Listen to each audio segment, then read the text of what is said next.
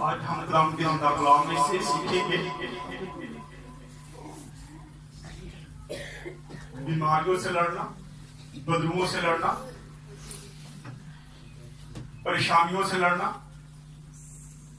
हर चीज से हम लड़ सकते हैं, लेकिन ये उस वक्त मुमकिन है जब हम खुदावंद के साथ चलते हैं और खुदावंद हमें ताकत देता है। और जो ताकत वो हमें देता है उसी से हम लड़ते हैं। अपनी ताकत से ना तो हम किसी बीमारी से लड़ सकते हैं, ना किसी बेचारी से, ना किसी जादूगरी से, ना किसी पीरी से, किसी भी चीज से हम लड़ाई नहीं कर सकते, ना हम लड़ सकते हैं। हाँ, अगर खुदावंद जब हमें ताकत देता है उसी से हम लड़ते हैं। क्या ख्याल है? ठीक कह रहा हूं मैं? क्या अपनी ताकत से हम लड़ सकते हैं? आइए खुदावंद के जिंदा कलाम में से जरा देखते हैं। पौलुस रसूल फिलिप्पियों की कलीसिया को क्या बताता है। निकाले मेरे साथ फिलिप्पियों का खत 4 बाब, उसकी 11 से लेके 13 तक पढ़ेंगे। 232 नंबर पेज है फिलिप्पियों के नाम खत। जो निकाल दे वो पढ़ दे।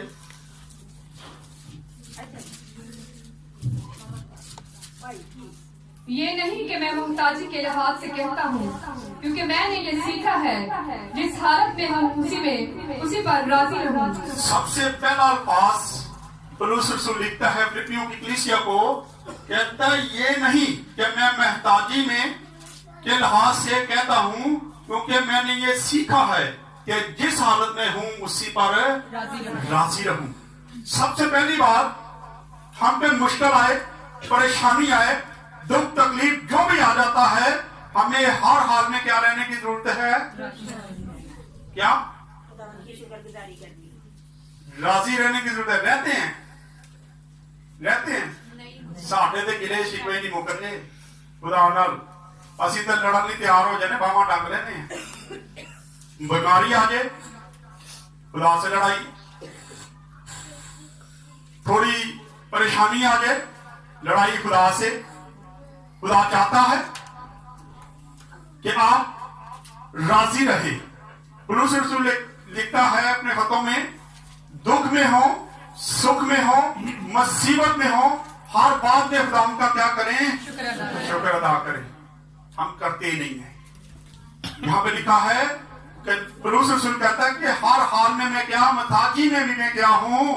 राजी रहता हूं। मैं हर वक्त राजी रहता हूं। पढ़े आगे जरा। मैं पस्त होना भी जानता हूँ, मैं पस्त होना भी जानता हूँ और बढ़ना भी जानता हूँ, और बढ़ना भी जानता हूँ। हर एक बात और सब हालतों में मैंने शेर होना, भूखा रहना और बढ़ना घटना सीखा है। जो मुझे ताकत बख्शता है उसमें मैं सब कुछ कर सकता हूँ। उसमें मैं सब कुछ कर सकता हूँ। मैं अक्सर अपनी कलीसिया को कहता हूँ, हमें 3 कामों के लिए हर वक्त तैयार रहने की जरूरत है। क्या है वो 3 काम? भूल तो नहीं गए? हाँ जी। और यहाँ पे हम क्या पढ़ रहे हैं? पौलुस रसूल क्या फरमाता है? दोबारा से पढ़ दे। 12 को लिखा है, मैं पस्त होना भी जानता हूँ। पस्त होने का मतलब है नीचे गिरना भी जानता हूँ। कोई मुझे जितना मर्जी गिरा दे, मैं गिरना भी जानता हूँ। और उसके बाद क्या है? मैं बढ़ना भी जानता हूँ। हर बात और सब हालतों में मैंने शेर होना, भूखा रहना और बढ़ना घटना सीख लिया है। वो कहता है मैं भूखा रहना भी सीख गया, शेर होना भी सीख गया हूं। आज हमें भी इन बातों के लिए तैयार रहना चाहिए। हमें भी भूखे रहने के लिए तैयार होना चाहिए। हमें पस्त होने के लिए तैयार रहना चाहिए। अपनी बेइज्जती करवाने के लिए तैयार होना चाहिए। इन सारे कामों के लिए हमें तैयार रहने की जरूरत है। और अगर हम इन चीजों में तैयार नहीं है तो इसका मतलब है हम खुदा के लोग नहीं है, हम ईमानदार नहीं है। पिछले दिनों जब मैं बीमार हुआ, बहुत ज्यादा बीमार हुआ, मेरी कलीसिया जानती है, ज्यादा लोग जो नए हैं उनको नहीं पता। जब ये बीमार हुआ, बहुत सारे लोगों ने बातें की मेरे खिलाफ, बड़ी बातें हुई। पांच साहब बीमार हो गए, कैसे आ गई बीमारी, क्या हुआ, इन्होंने कोई ना कोई गलती की होगी। ये जी बड़ी बुजुर्ग निकालते थे, बुजुर्गों ने इनको पकड़ लिया। तरह तरह की बातें लोग कर रहे थे। मुझे यहां पे पता चलता था, मुझे बताते थे लोग आके, टीम बताती थी कि भाई साहब आप जल्दी ठीक हो जाए, लोग बड़ी बातें कर रहे। तो मैं कहता था कोई बात नहीं, हमने ये सीखा है, बेइज्जत होना भी सीखा है। लेकिन उन लोगों को शायद ये बात पता नहीं था इस बात का कि ये बीमारी मुझ पे क्यों आई, क्यों ये सारा कुछ हुआ।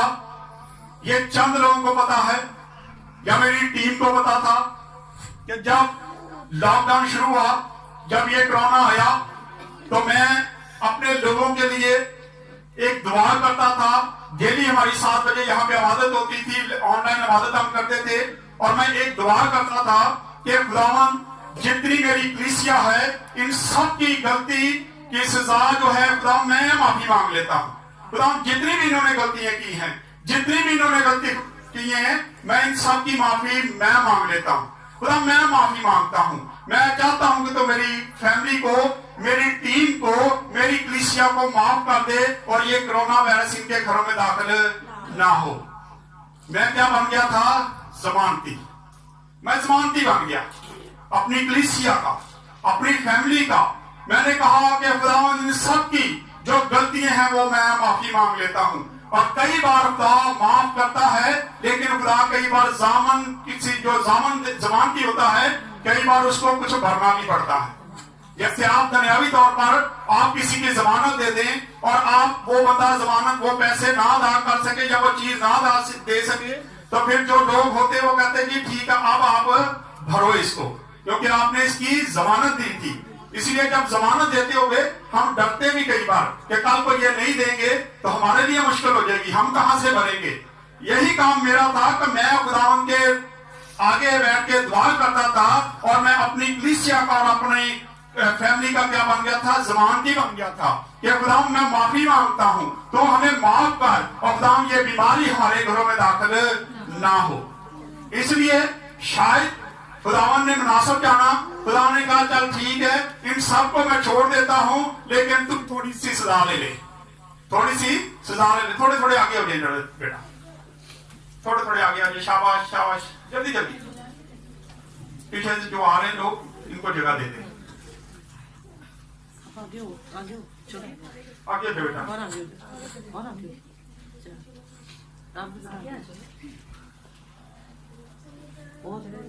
सो खुदावन ने मुनासिब जाना कि खुदा मुझे उस जमानत देने पर खुदा ने मुझे पर बीमारी दे दी और वक्ती तौर पर यह बीमारी आई। खुदा का शुक्र है कि आज फिर हम वैसे ही हैं। खुदा का शुक्र है आपके सामने हम वैसे ही खिदमत करते हैं, वैसे ही तवाना है। पस्त हाली में गए, लेकिन हम आगे बढ़ना क्या शुरू कर चुके हैं दोबारा से। ये खुदा की खास बरकत है, क्योंकि 13 को जब हम पढ़ते हैं तो यहां पर लिखा है जो मुझे ताकत बख्शता है उसमें मैं सब कुछ कर सकता हूं। मैं अपनी ताकत से कुछ भी कर नहीं सकता। कुछ लोगों का ख्याल होता है कि मैं अपनी ताकत से अबलीस से लड़ सकता हूं, बीमारियों से लड़ सकता हूं, लाचारियों से लड़ सकता हूं, लेकिन ये कुछ भी नहीं हम कर सकते। ये ज़हन में रखें, जब तक खुदा हमें ताकत ना दे। लिखा है कि जो ताकत वो मुझे देता है, यानी कि खुदा जो ताकत मुझे देता है उसी से मैं सब कुछ कर सकता हूं। उससे मैं बीमारी से लड़ सकता हूं, उससे मैं पस्त हाली में लड़ सकता हूं। इस तरह मैं लोगों की जो बातें करते हैं उनकी बातों को इग्नोर करना सीख सकता हूं, उनसे लड़ सकता हूं, और इसी तरह मैं इब्लीस की तस्वीरों से भी लड़ सकता हूं। लेकिन जो ताकत है वो मुझे देता है, खुदावन जो ताकत देता है उसी से हम लड़ सकते हैं। अपनी ताकत से हम कुछ भी कर नहीं सकते। ध्यान में रखें इन सारी बातों को। और आगे एक हवाला जरा पढ़ते हैं, पढ़े इफ्सियों 3 बाब 16, इफ्सियों 3 बाब और उसकी 16 224 नंबर पेज है कि वो अपने जलाल की दौलत के मुआफिक तुम्हें ये अनायत करे कि तुम कि वो अपने जलाल की दौलत के मुताबिक तुम्हें ये अनायत करे कि तुम उसके रूह से हाँ जी। अपनी बातनी इंसानियत में बहुत ही जोरावर हो जाओ। बहुत ही जोरावर हो जाओ। थोड़ा सा और आगे आने बेटा, शाबाश, आगे हो जाओ आप आगे हो जाओ थोड़े से।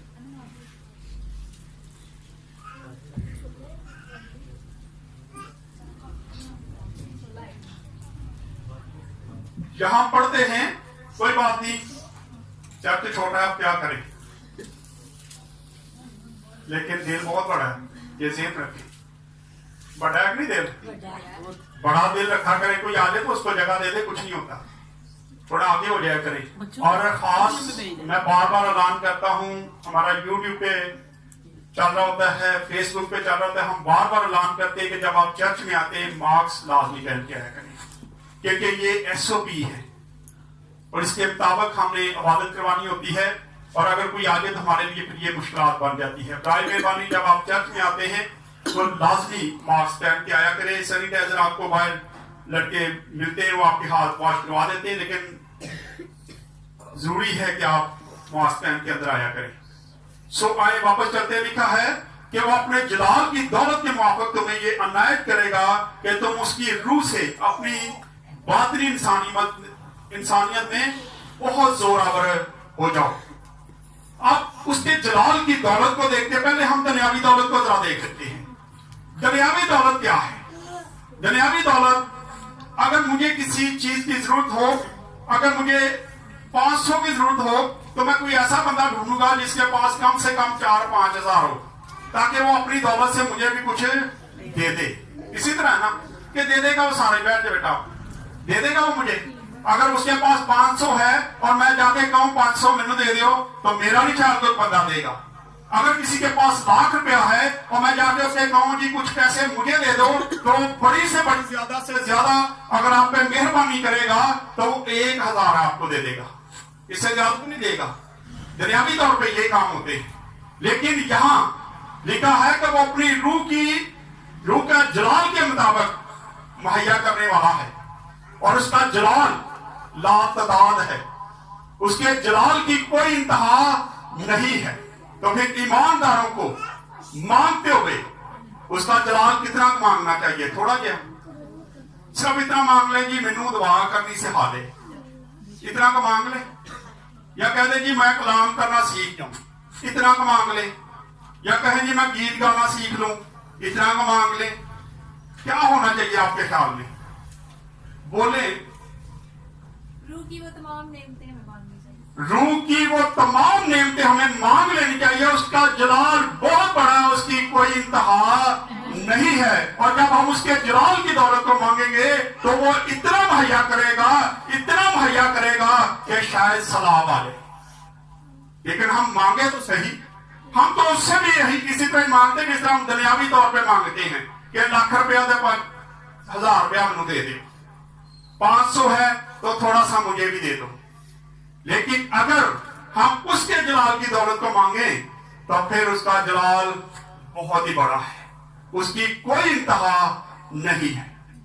ईमानदार लोग जो हैं, जो खुदा से प्यार करते हैं, जिनसे खुदा प्यार करता है, जैसे हमने पीछे पढ़ा कि जो मुझे ताकत बख्शता है उससे मैं सब कुछ कर सकता हूं। ईमानदार, उसकी जेब में 1 रुपया ना हो, खाली हाथ हो, तो फिर भी वो खुदा का क्या करता है? शुक्रिया अदा करता है। पूछे, अगर उसकी जेब में कोई पैसा नहीं है, उसका पेट खाली है, उसने खाना नहीं खाया, आपको रास्ते में मिले तो आपसे उससे पूछे भाई क्या हाल है या बहन क्या हाल है, तो वो आगे से जवाब देगा खुदावंद का शुक्र है, खुदावंद का शुक्र है जी, बड़ा अच्छा चल रहा है, क्योंकि वो उसकी जलाल की दौलत को जानता है कि वो किसी वक्त भी मुहैया कर सकता है, क्योंकि वो उसी की ताकत से ये सारी बातें कहता है। जब वो ताकत देता है तो हम खाली पेट भी यही कहते हैं खुदा का शुक्र है जी, बड़ा अच्छा चल रहा है सारा कुछ। लेकिन जो बेईमान बंदा है, उसकी जेब में 1 लाख रुपया भी हो, पेट खचा खच भरा हो, यहां तक फुल हो, और उससे कोई मिले और पूछे कि आपका क्या हाल है, तो शायद वो ये जवाब देगा, बस जी ठीक ही है जी। उसका जवाब ये होगा, क्योंकि वो खुदा की ताकत से नहीं कहता, बल्कि दुनियावी ताकत से कहता है कि बात जी ठीक ही है, हाले भी मेरी जेब से थोड़े ही नहीं पैसे, लेकिन खुदा की जलाल की दौलत जो है वो हम पे बरसती रहती है, और हमें उससे मांगते हुए थोड़ा मांगने की जरूरत नहीं है, बल्कि कहें कि खुदावंद मैं भी यहाँ पे खड़ा होकर तेरी कलाम की बातें सुनाना चाहता हूँ, मैं बदुओं को निकालना चाहता हूँ, मैं हमदो सना करना चाहता हूँ। उससे मांग के देखें वो कितना फ्याजी से आपको अता कर देगा। हम मांगते नहीं हैं, हम थोड़ा मांगते हैं, हालांकि उसके पास इतना है कि वो देता जाएगा और वहां से खत्म कभी भी नहीं होगा। हमें मांगना नहीं आता, क्योंकि हम जानते नहीं हैं कि जो ताकत वो हमें देता है उसी से हम सब कुछ कर सकते हैं। हमें ये सीखने की जरूरत है। आए एक और हवाला जरा देखते हैं, निकाल लें पहला तिमोथेयुस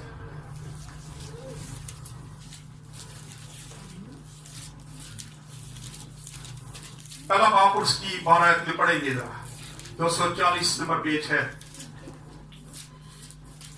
मैं अपने ताकत बख्शने वाले खुदावंद मसीह यीशु का शुक्र करता हूँ। मैं अपने ताकत बख्शने वाले खुदावंद यीशु मसीह का शुक्र करता हूँ। करते हैं। उसने हमें सेहत दी है, तंदुरुस्ती दी है, जिंदगी दी है, औलाद दी है, ताकत दी है उसने, उसी से हम सारा कुछ करते हैं, चलते फिरते हैं, बीमार हो जाए तो लम्बे। क्या करना चाहिए? शुक्र करना चाहिए। दोबारा से पढ़ें इसको। मैं अपने ताकत बख्शने वाले खुदावंद मसीह यीशु का शुक्र करता हूँ कि उसने मुझे दयानतदार समझकर अपनी खिदमत के लिए मुकर्रर किया।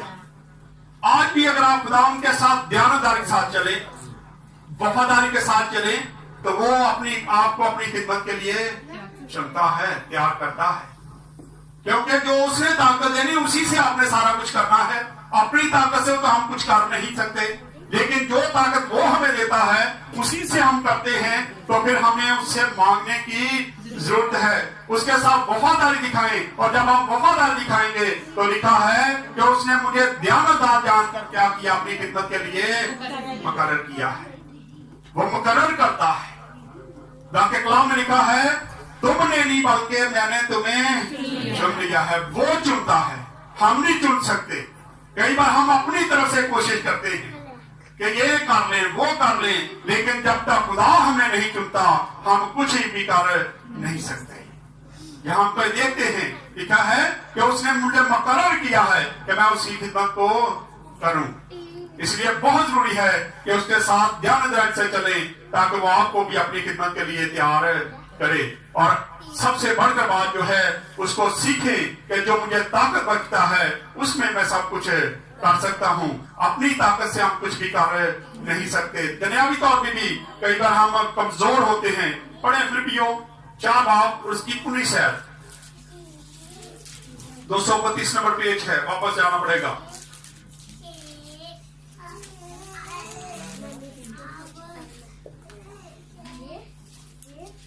हाँ जी, मेरा खुदा अपनी दौलत के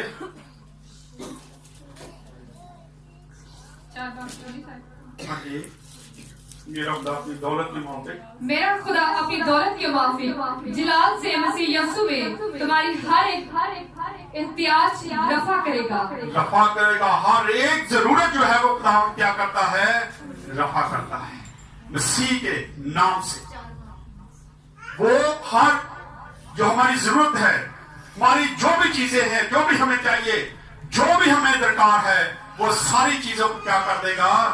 मुहैया करेगा, रफा करेगा, सारी चीजें खत्म कर देगा और हमारी तमाम मुश्किलात जाती रहेंगी, क्योंकि वो हमें ताकत देता है जिससे हम सब कुछ कर सकते हैं। हम मुश्किलात में भी उसका शुक्र अदा करें, उसे कहें कि खुदावन तू ही सारा कुछ कर सकता है। मैं बीमार हूं, लेकिन खुदावन तो मुझे जो ताकत देता है इसी से मैं बीमारी से लड़ लूंगा। खुदावन मैं मुश्किल में हूं, मेरे पास रुपया पैसा नहीं है, लेकिन खुदावन तू जब ताकत देगा तो मैं तेरा शुक्र करूंगा और मैं इस तंग हाली में भी क्या करूंगा? लड़ लूंगा। आज हमें ये सारी बातें सीखने की जरूरत है। आखिरी वाला पढ़ के इसके बाद मैं खत्म करने लगा हूं। पढ़े जरा मेरे साथ फिलिपियों 2:5